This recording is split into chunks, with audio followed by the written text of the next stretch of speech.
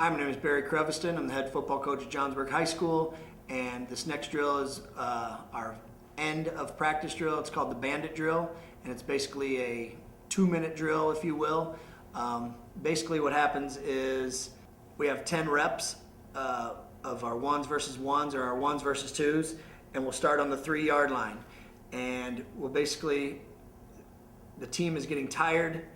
You've practiced for whatever, 2 hours, 2.5, 1.5, whatever your practice length is, and we'll start on the 3-yard line.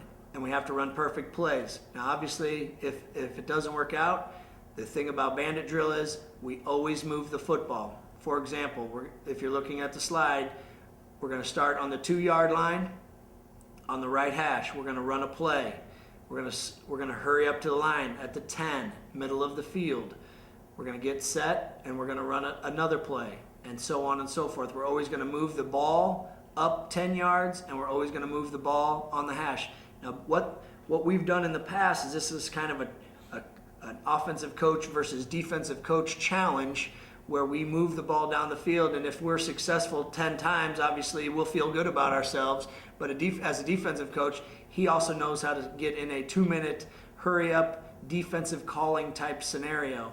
And players don't realize they're going hard and competing, but once you kind of tell them that, hey, the offensive coach is going against the defensive coach, usually those kids kind of step up and want to practice a little harder for their coach, and then it's the end of practice, and you kind of get some good competition right as the end of practice is going on, and kids are getting game speed and they're getting game conditioning at the same time.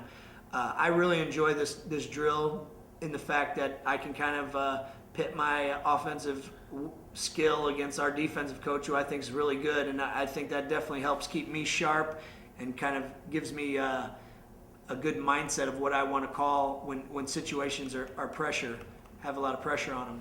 But like I said, we're going to come out from the 2-yard line. We're going to move the ball every 10 yards, no matter what the outcome of the previous play was. If there's an interception and they run it back, we still move it to the 10 and put it in the middle of the field. If we score a 90-yard touchdown, we still move it back to the middle of the field and put it on the 10-yard line.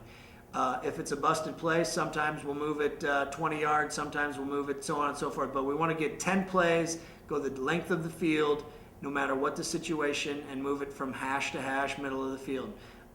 If you'd like, you can add, you can keep a defensive score and an offensive score, kind of like a Gatorade scrimmage, if you will, or a soap scrimmage, however you keep scoring that, and then winners don't run, losers do run, that sort of thing. And that kind of puts added competition.